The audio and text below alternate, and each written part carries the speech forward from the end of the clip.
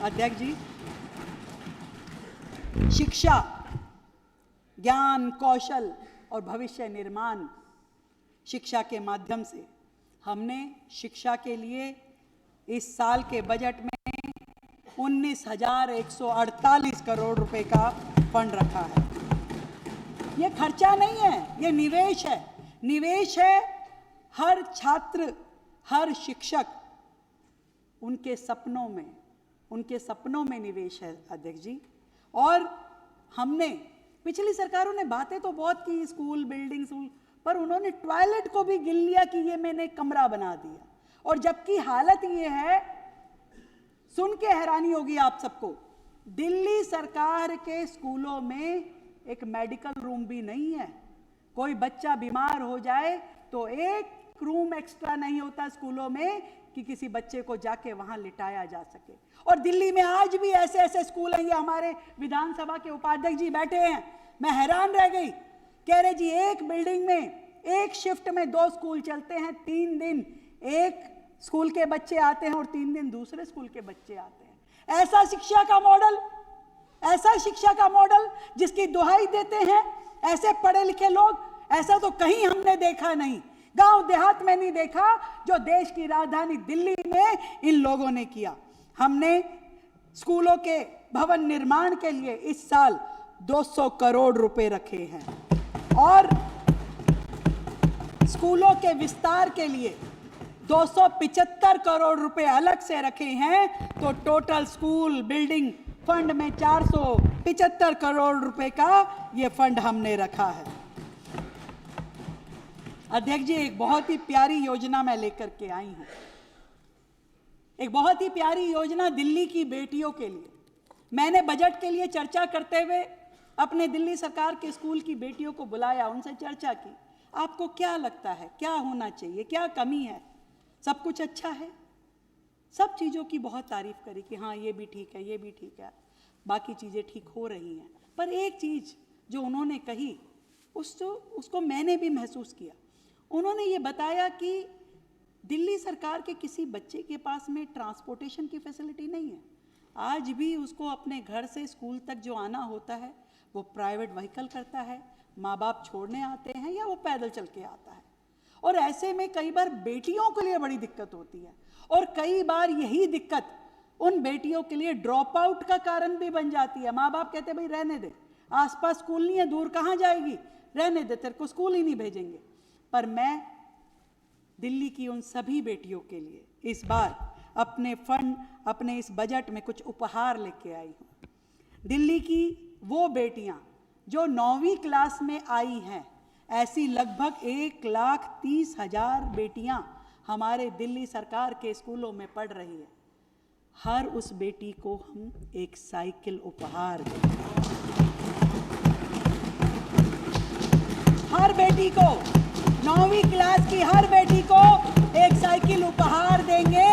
इसके लिए हमने 90 करोड़ रुपए का बजट रखा है। अब हमारी बेटी पैदल नहीं जाएगी, साइकिल पे अपने स्कूल जाएगी और 9वीं, 10वीं, 11वीं, 12वीं 4 साल खूब आनंद के साथ वो बच्ची अपने स्कूल अपने व्हीकल से जाएगी। उसे किसी का इंतजार नहीं करना। ये योजना पहली बार दिल्ली राज्य के में लाई गई है, दिल्ली की बेटियों के लिए लाई गई है।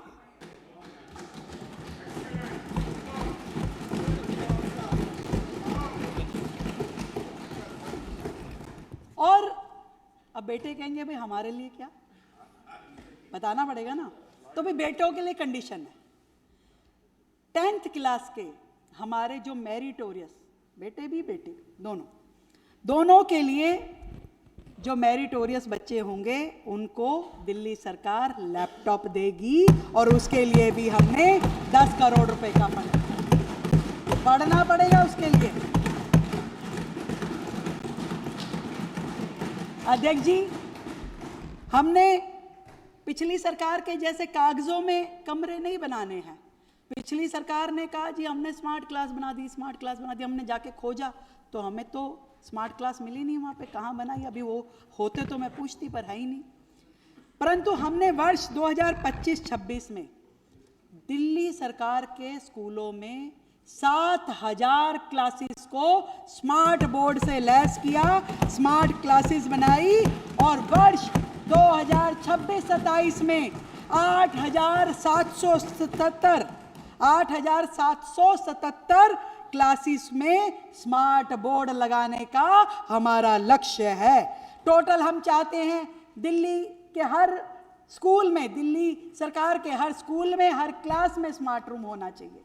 5 साल के हमारे कार्यकाल में इस लक्ष्य को भी हम पूरा करेंगे, परंतु इस साल हमने 150 करोड़ रुपए का फंड मात्र स्मार्ट क्लासेस के लिए रखा है। दिल्ली में बच्चे शानदार परफॉर्मेंस करते हैं स्पोर्ट्स में, पर उनके लिए हॉस्टल की कमी है। वो आए तो रहें कहाँ, वो पूरा दिन कई घंटे लग जाते हैं ट्रैवल करके आने में। इस साल दिल्ली में स्पोर्ट्स हॉस्टल, खेल के मैदान, स्विमिंग पूल इत्यादि बनाने के लिए सरकार ने 50 करोड़ रुपए का फंड रखा है।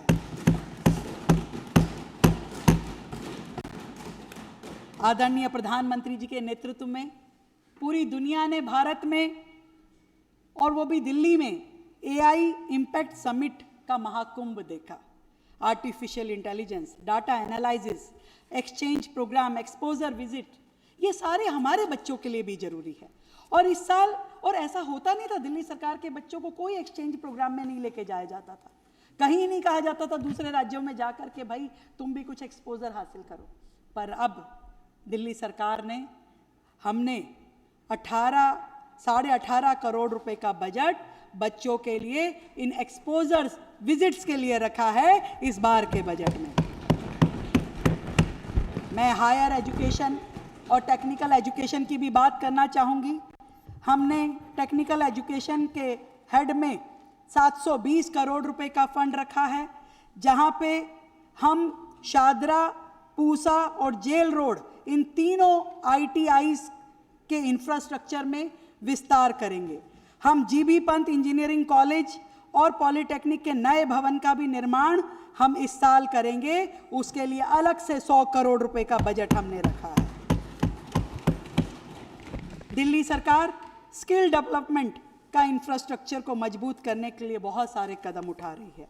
एम्प्लॉयमेंट बेस्ड ट्रेनिंग, हम इसकी ओर आगे बढ़ते हुए ITI Jahangirpuri, ITI Dheerpur, ITI Shahdara, ITI Narela, ITI Nand Nagri के लिए सेंटर ऑफ एक्सीलेंस हम स्थापित करने जा रहे हैं। अब हमारा दिल्ली का युवा केवल जॉब सीकर नहीं बनेगा भाई, जॉब क्रिएटर के नाते हमारा दिल्ली का युवा डेवलप हो, उसके लिए हम स्टार्टअप पॉलिसी ला रहे हैं, इंक्यूबेशन पॉलिसी लेके आ रहे हैं और पूरा एक इनोवेटिव इकोसिस्टम डेवलप करके हमारे बच्चों को हम ऐसी सेल्फ स्टैंडिंग देंगे कि वो अपने लिए, खुद के लिए अपना व्यापार खड़ा करें और लोगों को जॉब देने वाले बने।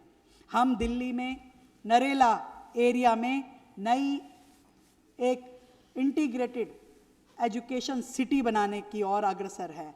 इस वर्तमान साल में हमने 1350 करोड़ से जमीन परचेज की है। इसी तरीके से अंबेडकर विश्वविद्यालय का विस्तार किया जाएगा। मुंडका में खेल विश्वविद्यालय का एक स्थायी परिसर बनाया जाएगा जो वर्ल्ड क्लास होगा, world class. National law university बनाने के लिए हमने 10 करोड़ रुपए का फंड रखा है और दिल्ली में युवाओं का टैलेंट हंट की योजना लाते हुए 10 करोड़ रुपए का उसके लिए भी बजट रखा है। दिल्ली में एक भी सैनिक स्कूल नहीं था, इस साल हम दिल्ली में एक नया सैनिक स्कूल बनाएंगे, उसके लिए भी हमने फंड रखा है। दिल्ली शहर की अपनी बहुत सारी समस्याएं हैं अध्यक्ष जी। दिल्ली में बहुत सारे प्राइवेट प्ले स्कूल्स हैं और उन प्ले स्कूल्स का कोई रेगुलेटरी फ्रेमवर्क नहीं है। हम दिल्ली में play school policy, private play school policy लेके आएंगे ताकि इन सभी प्राइवेट प्ले स्कूलों को रेगुलराइज किया जाए, किसी एक फ्रेमवर्क में बांध करके नियमों के साथ उनको चलाया जाए। इसके लिए हम पॉलिसी लेके आएंगे। दिल्ली में ऐसे ऐसे एरिया हैं जहां छोटे छोटे घर हैं, वहां के बच्चों को पढ़ने के लिए जगह नहीं होती, लाइब्रेरीज नहीं होती। हम दिल्ली में कॉमन लाइब्रेरी इंफ्रास्ट्रक्चर और डिजिटल लाइब्रेरी सिस्टम जो कि 24 आवर्स खुली रहे, ऐसा सिस्टम डेवलप करेंगे जो उनका नॉलेज रिसोर्स सेंटर भी हो और उनका एक्सेस भी वहाँ पर हो। हम जो स्पोर्ट्स और हेल्थ की ओर ध्यान देते हुए हमारे स्टेडियम्स में जब हमारे युवा खेलते हैं तो उनके लिए वहाँ पर कोई मेडिकल फैसिलिटीज़ का कोई सेंटर नहीं होता, तो हम अपने स्टेडियम में रिहैबिलिटेशन सेंटर्स स्थापित करेंगे। हम प्राइवेट एकेडमीज जो होती हैं उनके साथ में इस प्रकार की पॉलिसी लेके आएंगे ताकि हमारे स्कूल के बच्चे उन प्राइवेट एकेडमीज से लाभ उठा पाएं और प्राइवेट एकेडमीज को हमारे स्कूल इंफ्रास्ट्रक्चर का लाभ हो, ताकि पूरी दिल्ली में हर बच्चे को खेल की बेस्ट ट्रेनिंग और हर ट्रेनिंग इंस्टीट्यूशन को एक इंफ्रास्ट्रक्चर मुहैया करवाया जाए। तो शिक्षा हमारे लिए पहले भी प्रायोरिटी था और भविष्य में भी हमेशा प्रायोरिटी रहेगा। और जहाँ जहाँ भी जिस विधानसभा में भी अभी स्कूल नहीं है, विशेष रूप से हमारा ध्यान रहेगा कि उन विधानसभाओं में पहले स्कूल बनाया जाए। और केंद्र सरकार से भी हम निवेदन कर रहे हैं कि दिल्ली को इस साल कम से कम 10 केंद्रीय विद्यालय दे।